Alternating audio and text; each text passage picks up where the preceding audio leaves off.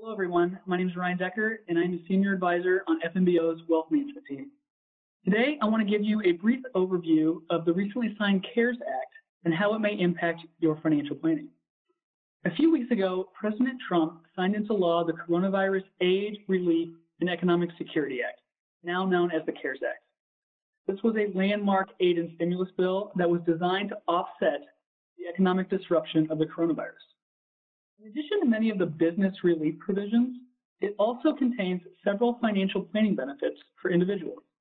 And I want to take a few minutes to hit on some of the key provisions you should be made aware of.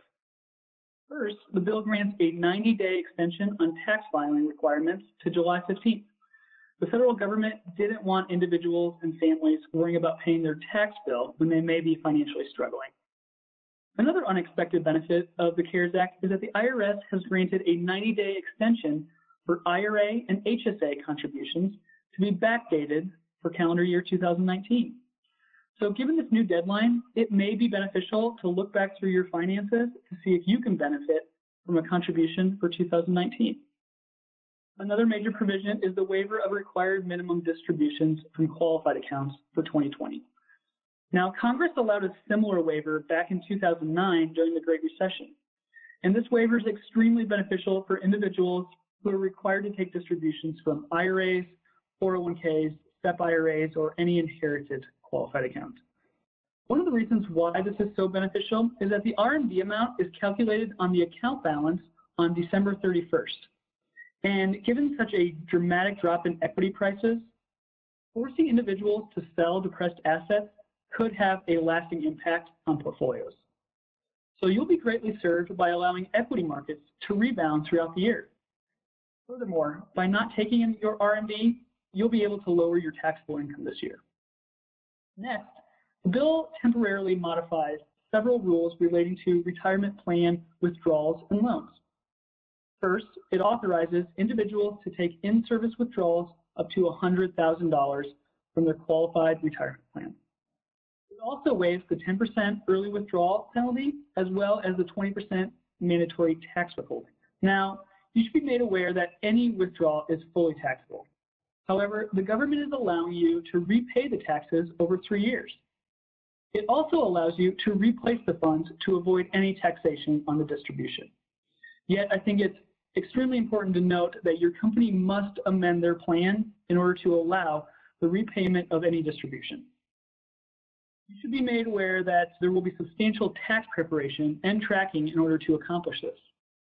So, given these hurdles, if a distribution from a retirement account is absolutely necessary, then it may be more advantageous to look at a retirement plan loan.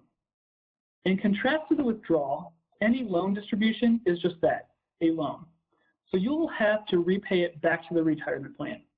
However, you have the option to repay it over 5 years as opposed to 3 years with the withdrawal. As with any loan, there's interest involved. However, because you're basically loaning yourself the money, the interest you pay on the loan is deposited back to your retirement plan. Even though a loan may be preferable, there are situations where I think a withdrawal would be necessary. And the most obvious one is if you were let go from your employer. The retirement plan loan only works if your employer has a paycheck to reimburse contributions from. If you were unfortunately let go, then a withdrawal may be your only option.